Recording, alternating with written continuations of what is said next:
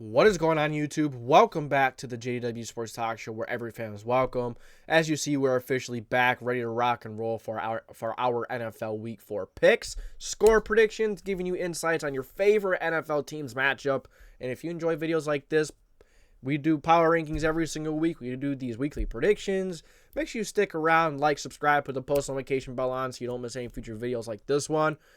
So that's all I really got. I want to get right into the matchups now. We have the Jacksonville Jaguars in London, 9:30 a.m. Eastern, taking on the Atlanta Falcons. So, Falcons have been very good at running the football, but I hate to break it to you, the Jaguars have been pretty good at stopping the run. So, if the Falcons can't get the passing game going, if they can't find a rhythm in the passing game, then this could be a long day for them.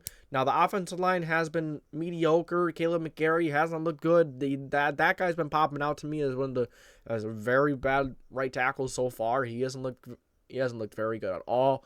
But the offensive line in general has really been okay, and now you're playing a Jaguars defensive line and defense who's been very good against the run. Now the pass defense has been very inconsistent. They have to get that pass defense figured out. Versus the Chiefs, they allowed 17 points, and versus the Texans, they allowed 37. What passing defense are we going to get? Well, now CJ Stroud's playing like one of the a top 10 quarterback right now. Is he a top 10 quarterback? Not yet, but he's playing like one. And Trevor Lawrence, on the other hand, he has to find some consistency. He has not been consistent whatsoever. But I do think they get their mojo a little bit. I do think they get it figured out, and this is a get right game for them. They needed this London game. They needed to go, international. They're second home, and they're playing a team that struggles to pass the football. Runs the football really well. But they're playing another really good run defense here today in the Jaguars. And even though the Jaguars have been inconsistent in the pass game, Trevor Lawrence has been really inconsistent.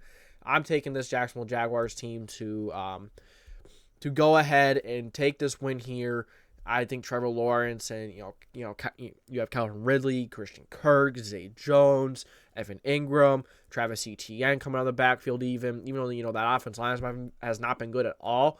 The Falcons' defensive line is, it's no joke. They're going to get pressure on you if you don't have a good offensive line. And Trevor Lawrence and Doug Peterson do like to get the ball out quick, so it's not as much as a factor, but it still definitely is. You have A.J. Terrell, one of the best corners on one side of the league, but I'm taking the Jaguars to get things right versus the Falcons in London. They always play well in London. I'm taking the Jaguars to beat the Falcons.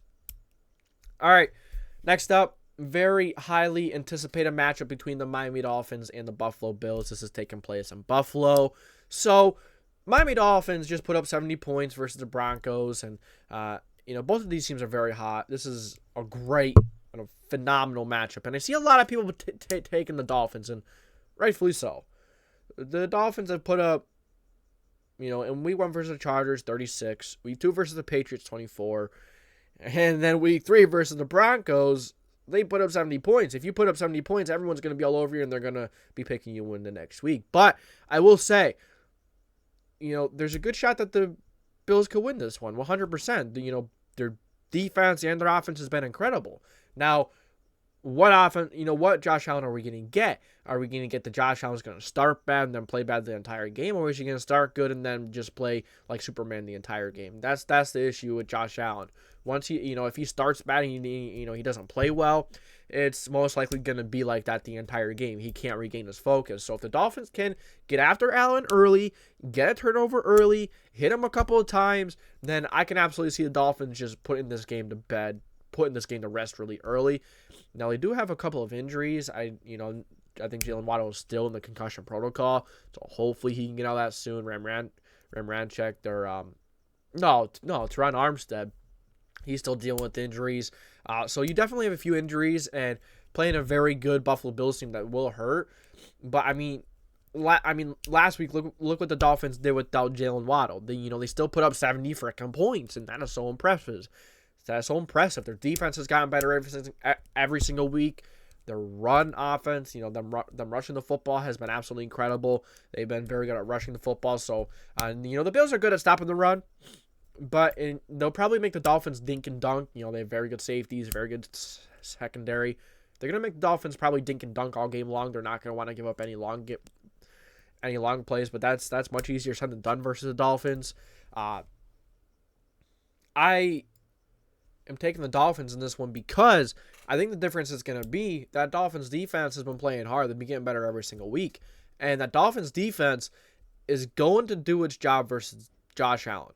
Now, allowing 31 points isn't really doing your job, but all this defense has to do is get a turnover or two. And that turnover or two is going to be a difference in this game. And Josh Allen is very turnover prone. He's going to throw an interception or two, and maybe someone will fumble, get an extra turnover there. And if you turn the ball over versus the Dolphins, you better not hold your breath. You better hold your breath because this Dolphins offense is just insane. It's incredible, as we've seen. And I know a lot of people are picking the Bills, a lot of people are picking the Dolphins, but the Bills absolutely do have a shot, and I can see the Bills winning it. That's if they don't turn the ball over, but turn the ball over is more likely, so I'm taking the Miami Dolphins 35-31 over the Buffalo Bills. Next up, we have the Denver Broncos and the Chicago Bears. It's in the Bears' name, the Chicago Bears. It's in the name. You have the Denver Broncos. They're not playing really well either. They just allowed 35 points to the Commanders and then 70 to the Dolphins. That defense is playing like one of the worst in the NFL, which is I did not expect from this defense, honestly. It is what it is. But now they're playing it is kind of puzzling how they allow Sam. Although, I will say Sam Howell is very underrated. I think he can be a good quarterback, and the Washington Commanders have some weapons on offense. They have some decent running backs. The offensive line isn't great, but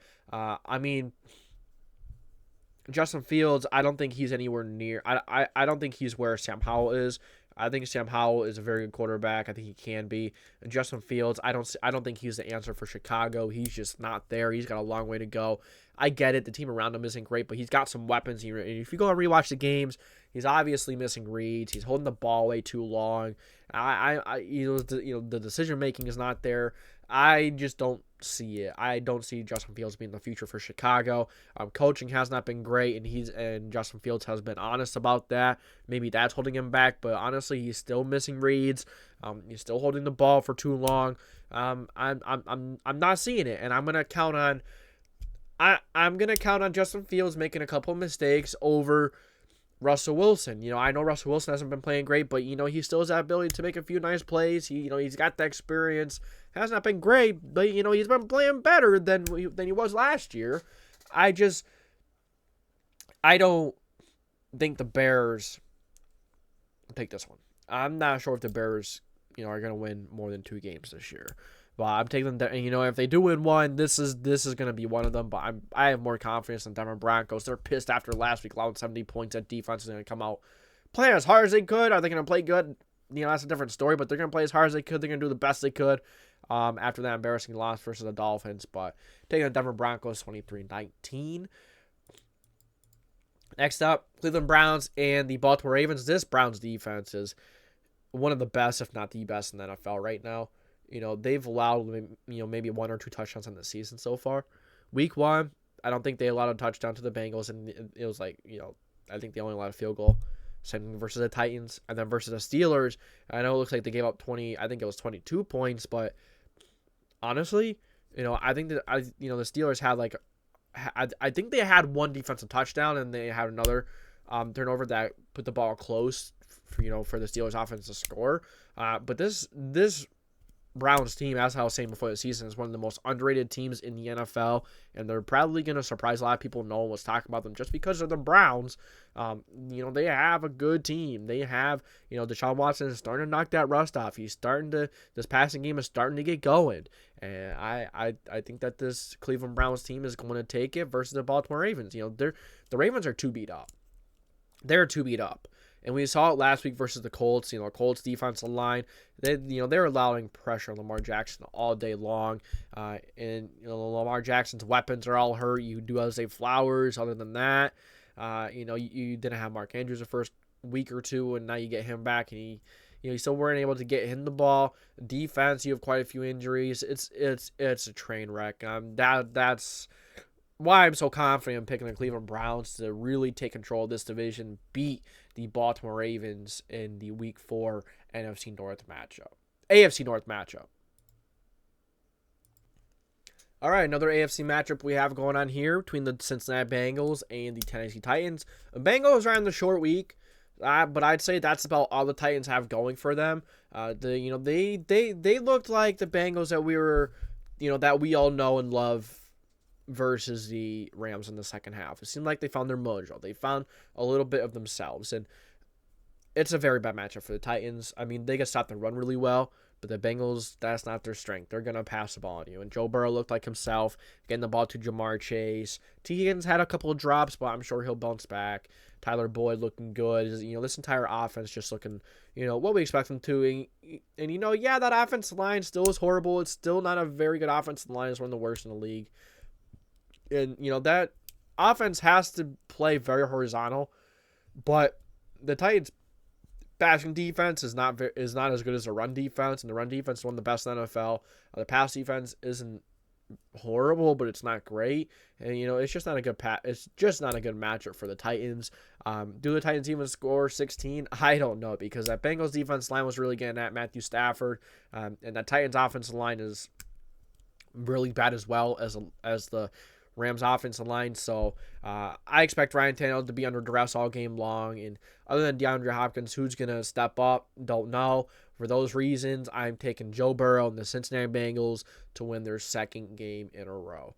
All right, next up, we have the Indianapolis Colts taking on the Los Angeles Rams. So the Colts have a little bit of advantage with the Rams being on a short week. They have a couple of injuries. They have a few guys banged up, and this Colts defense looked really good last week, and they're getting a lot of pressure. And, that Ravens team was really beat up, but they were getting a lot of pressure on Lamar. Lamar didn't look like himself. They just didn't look very good. And, the Colts, they forced that to happen. And, the offense, I would like to see a little more from the offense. It needs to be a little more explosive. Zach Moss has looked incredible.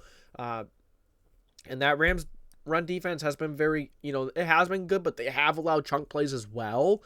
So, but that defense line, other than Aaron Donald, they're having rookie Byron Young, step up, and he's been playing really well. So, Indianapolis Colts, could they go 3-1? Is Anthony Richardson going to be in for this game? I think that's going to make a difference. I'm taking the Colts 23-20. I think Matthew Stafford and the Rams, I think they're going to commit that extra turnover. Now, Anthony Richardson, Young, if he's playing with Gardner Minshew, chances are one of those two are going to give you a fumble and an interception. But the Colts have a few weapons that are stepping up. You have Pittman, Downs. Pierce hasn't been very good, but Downs has had a few nice catches underneath, making really good run after the catch, and an amazing catch by Pittman last week in overtime. We've seen a lot from both of these teams. Both of these teams we've expected to be bad football teams coming into this year. Both of them have been decent football teams. Now we'll see. It's still early. Like I said, week 3 is kind of a slap in the face. You think you know what's going on, and then all of a sudden, crazy things happen in week 3. And sometimes those crazy things trickle into week 4, but both teams are expected to not be very good football teams this year. I do think the Colts will win this one because Matthew Stafford's going to throw the extra interception. Now, his stats don't look as bad as they really are. 2 touchdowns to 4 interceptions. This is when stats don't tell the full story. At least 2 of those interceptions are not Matthew Stafford's fault fully. One was really bad, but 2 of them aren't really his fault. It's easy to look at 2 touchdowns, 4 interceptions, and say, he's not playing good. But he's playing really well. He's playing like one of the better quarterbacks right now, playing at a very high level and keep that Rams team afloat, really elevating the talent around him. But the Colts are going to make him dink and dunk. The Colts are going to make you drive down the field, and that's what they have done. And, Matthew Stafford likes to be aggressive. He likes to force it downfield. And, if he could throw, that interception or 2 and the Colts can get that run game going, really beat down that Rams defense, and the Colts got a good shot in this one. I'm taking the Colts 23-20 over the Los Angeles Rams. Next up, we have the Tampa Bay Buccaneers taking on the New Orleans Saints. So that Buccaneers defense is a very good defense. Don't let what happened versus the Eagles tell you otherwise. I mean, it's tough when your offense cannot get anything going and the defense is on the field. What were they on the field, like 35 minutes, throughout the game? They played one of the best teams in the league, and they gave them some fits early on. The Eagles eventually made, their adjustments, and they took it home and they won. But The Bucs kept themselves in that game for the first half. Second half, the Eagles kind of looked like the Eagles we expected to see this year. But, the Saints on the other end, not going to have Derek Carr. You're going to have Jameis Winston, who's going to be aggressive. And, his aggressive mentality is not going to be good versus this Bucs defense. You have a lot of playmakers, good defensive line. The Saints offensive line is not playing really well. I'm going to trust Baker to make the extra play over Jameis Winston in a way. They're both mistake prone, but I'm going to trust, having Chris Godwin, Mike Evans, having those few little extra weapons. Cade Otton has been a good blocking tight end for them. I'm going to trust the Bucs defense more than the Saints defense. Now, it would not shock me if this game was a 16-13 type of game. Lots of field goals. Would not shock me. Both very good defenses. Both offenses are very sauce. But I'm trusting the Saints defense to make a couple extra plays. You have Antoine Winfield, Carlton Davis, L'Jarius Sneed. You have a lot of players in this defense that can make big-time plays, and the defense line will get after the quarterback. And Jameis Winston can see him throwing a couple of picks. Maybe the Bucs get a pick six. But I'm taking the Tampa Bay Buccaneers over the New Orleans Saints in Week 3. Good little NFC South matchup. Next up, we have the Philadelphia Eagles at home against the Washington Commanders. So the Eagles kind of looked like what we expected from what we expected to see this season versus the Bucs in that second half. The first half was a little iffy. Still the second half, Jalen Hurts throwing a couple of interceptions here and there. It's got to clean up those turnovers, and they have weapons. It's just, a matter of fact of them still getting used to the system. Jalen Hurts still missing Shane Steichen.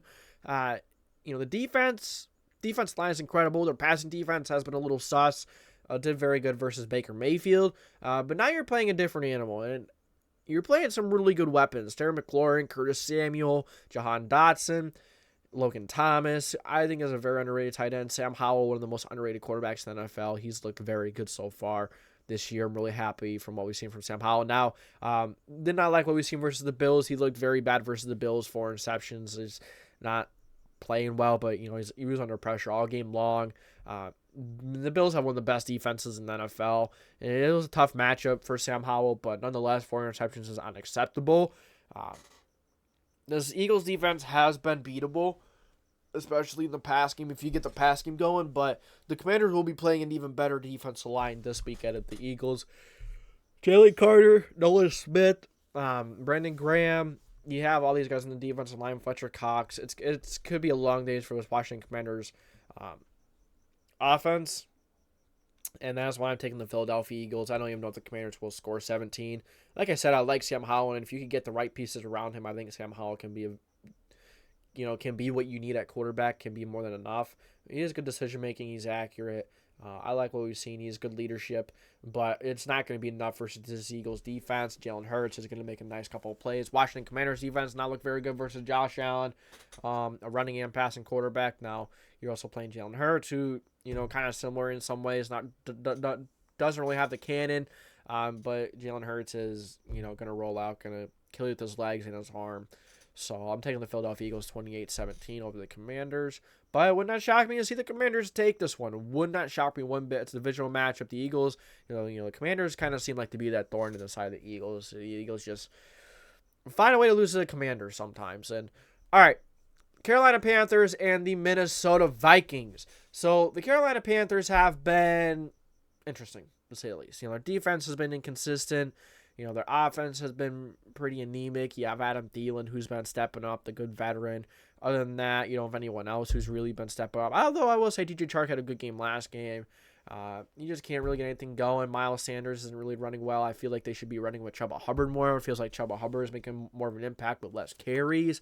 So the Vikings, I just don't know what to make of them right now. Last week versus the Chargers, you just can't convert on the opportunities that the defense gave you. The defense isn't great, but the defense gave you quite a few opportunities to go ahead and score and win that game versus the Chargers. They got you a stop late in the game. And the offense, like, Kirk Cousins is awesome. He's great. He's playing like an MVP candidate. It's just, he's getting pressured all the time. And, you do have Justin Jefferson, and Addison is looking pretty good. TJ Hawkinson's looking good, but there's just something that's not right. But I think they get it right. I think they get something right, and they get their first win versus the Carolina Panthers. It's looking like Bryce Young is going to play, which, Andy Dalton did seem like the better quarterback passing the football. But Bryce Young's young. He's a quarterback. He's still getting into the swing of things. He's still getting the NFL figured out. It takes a while for rookies sometimes. And, other than Adam Thielen, who's going to step up? This Vikings defense line is going to get after Bryce Young or Andy Dalton, whoever it is. Will the Panthers score 23? I don't know. I don't know if they'll score that much. But I'm really trusting this Vikings offense to really make those plays this week and really finish the game. But they just can't do it. I don't know what it is. But it is what it is. It is what it is. I'm taking the Vikings this one. They haven't really been able to get the run game going. But you do have Danielle Hunter, and that defensive line has been showing up. Give them that.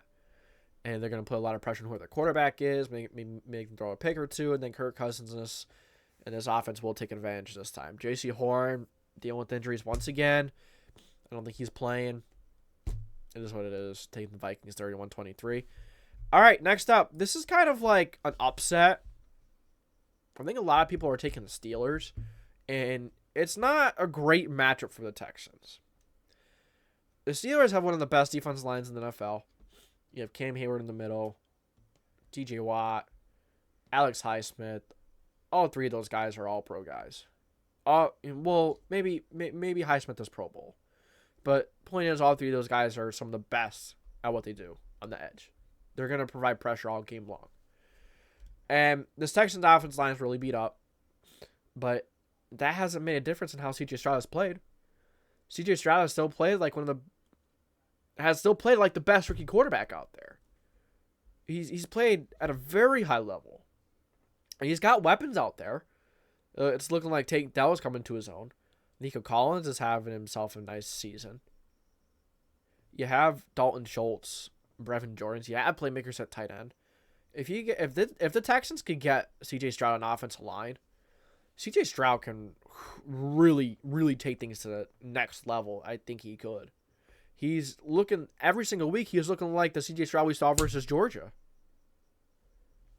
Yeah, he's pressured all day long, but he's accurate to football. He's getting to his receivers. He's making those big-time throws. Not a lot of rookies can do what he's doing right now. I'm so darn impressed with C.J. Stroud. And I'm trusting that Texans offense to make that extra play over Kenny Pickett. And now maybe, the Steelers, let's see if they get the run game going. How will Kenny Pickett play? He's inconsistent. But the Texans defense has a few playmakers. I'm thinking the Texans to upset the Steelers in this one. I could be very wrong because that defense line could get after Stroud. Maybe the Steelers tackle well. They haven't been tackling very well. I'm taking the Texans up to upset the Steelers in week 4. 100%. All right, next up, Los Angeles Chargers and the Las Vegas Raiders. Battle of the West Coast teams. Raiders defense is bottom tier, one of the worst in the NFL. And the Chargers have one of the better offenses, one of the more explosive offenses. It doesn't seem like Jimmy G is going to play. He's in concussion protocol. And typically, players are out at least 1 week with it. Brian Hoyer, he's not as good as Jimmy G. You do have some weapons. Devontae Adams, Renfro, Jacoby Myers, Josh Jacobs running the football, but it's not going to be enough. It's not going to be enough versus the Chargers. The Chargers defense line has been improved. I don't know who it is. He's a rookie, but he's been big time standout other than Joey Bosa, which is good to see. I'm not a big fan of the defense, so I think they're going to let up some points, but they're going to be able to score more than the Raiders. I don't see the Raiders coming out with this one being able to score more and the Chargers offense is going to make a lot more big plays than Brian Hoyer and that Raiders offense will. As we know, Justin Herbert, he's playing at an MVP level. He's playing incredible. There are some quarterbacks playing at such a high level, and then there's so many quarterbacks playing at such a low level. It's very confusing, but Justin Herbert is one of those quarterbacks playing at a very high level. Now you do have Mike Williams out. But you have Keenan Allen, Josh Palmer. You have some other good weapons. Austin Eckler will hopefully be back. Let's see if the offensive line can do a little better than it has been doing. Taking the Chargers 34-23 over the Raiders. All right, next up, the New England Patriots and the Dallas Cowboys. I can see the Patriots winning this one. I want to say it right off the rip. I can see the Patriots winning this one. This is a tough matchup for the Cowboys. Mac Jones has been playing all right. He could be better, absolutely. But they kept the Jets in that game. There's a few times where the Jets had a chance to go down there and score a game-winning drive, score a game-winning touchdown, and ultimately win the game. Because I'm not sure if the Patriots would have been able to score again against the Jets, but I think the Dallas Cowboys are going to bounce back after last week. You lose to the Cardinals 28-16. I think it was 28-16. But as I said, sometimes in week 3 you get crazy things happen. They just don't make sense, and you look back on it a couple weeks later and you're like, how? What? How did that happen? Even now we're still looking at it. But the Cardinals are playing hard football. But the Cowboys, man, I don't understand what happened last week. Dak Prescott turned the ball over. They just couldn't get anything going. They didn't expect the Cardinals to go in there and play hard and play them hard like they did. But this week, you're really playing a defense that we know is good. We know that Bill Belichick will have this defense playing hard. They will get after Dak Prescott. They will make you go to someone else other than CeeDee Lamb.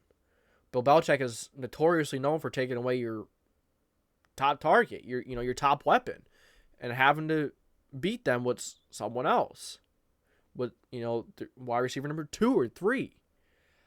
But I think the Cowboys defense, even without Trayvon Diggs, it's a big loss. But it's gotta be more problems with Trayvon Diggs. You're struggling versus the Cardinals like that. I'm taking the Dallas Cowboys to beat the New England Patriots, though. I think Dak Prescott, they have more weapons. The offensive line is going to be able to be good enough. The Patriots defense line has been very impressive. I think the Dallas Cowboys get the revenge game, and they come back. They get the revenge versus New England Patriots, and they win 22-16. All right, up next, San Francisco 49ers and the Arizona Cardinals. So, as we just saw, the Cardinals did knock off the Cowboys. I don't see them knocking off the 49ers. Now, this may not make sense too much, but the Cardinals have been playing teams really hard. They've been in games. It's not like they've been blown out. They've played hard, and they're in every single game they played. And Joshua Dobbs, he's been looking all right. He's been aggressive. He's been making big plays, whether it's running the football, passing the football. I'm impressed with Josh Dobbs. But remember, early on in the season, you don't really have tape on quarterbacks being in different systems, so you're not sure how they're going to be played and how the offense is going to be ran. But the Niners know that the Cardinals are playing hard. They know that the Cardinals are going to play hard, and they're not going to just let them win this game with no issues. That is why the Niners know that they have to play hard. They're going to have to practice hard for this one. And I think that's kind of an advantage to the Niners in a way, because they're not really going into this game and looking at the Cardinals as like, they're a pushover. No, it's not going to be an issue. They're looking at the Cardinals like, yeah, we need to play hard. If we want to continue winning and we don't want our first loss in the L column yet, we're going to have to play the Cardinals really hard, give them our best and go in there and show them that we're here to play. We're not just going to, say, hey, the Cardinals, we're going to go and we're going to take this easy. No team does that. But some teams kind of overlook teams. I know the Niners are playing the Cowboys in a couple weeks, so it could maybe be overlooking this matchup right to the Cowboys. But great coach, he's not gonna let that happen. Brock Purdy's been playing great. Defense is gonna get after Joshua Dobbs, and it's gonna be a long day for this Cardinals offense. Even though the Cardinals did really good versus the Cowboys, I don't see them really doing against the Niners. They're not going to pull it off against the Niners. The Niners are going to win that 27-13. Jets and the Chiefs. Another kind of like, primetime game is like, the Jets, what we saw week 1, they found a way to do it, but that wasn't the Bills team. You could throw away what we saw from the Bills that week. Zach Wilson, this offense, not nearly as explosive as the Chiefs. The Chiefs' defense has been very good too. So it's not a good matchup for the Jets. Patrick Mahomes, Travis Kelce, maybe someone will need to step up a receiver, but I think they'll be more than fine. It is in New York, but I still don't see the Chiefs having that much of an issue against the Jets. I'm taking the Chiefs 30-13.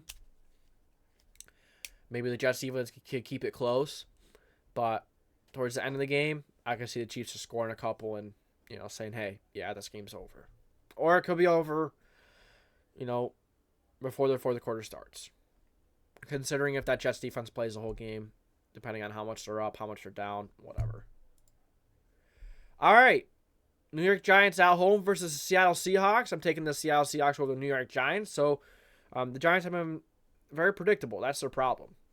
And it's a good matchup for the Seahawks. It's a very good matchup. The Giants like to call a lot of man coverage. They like to give you blitzes, exotic looks. And the Seahawks have guys that can beat your guys. DK Metcalf, one of the most athletic.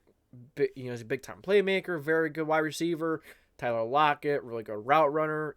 Maybe he's not as flashy as Metcalf, but he's going to make big-time plays. He's going to get open. He's going to catch touchdowns. And versus an inexperienced secondary, young secondary, which we have seen. We have seen that. I'm taking the Seattle Seahawks. Although, the Giants did play the Niners hard for most of that game.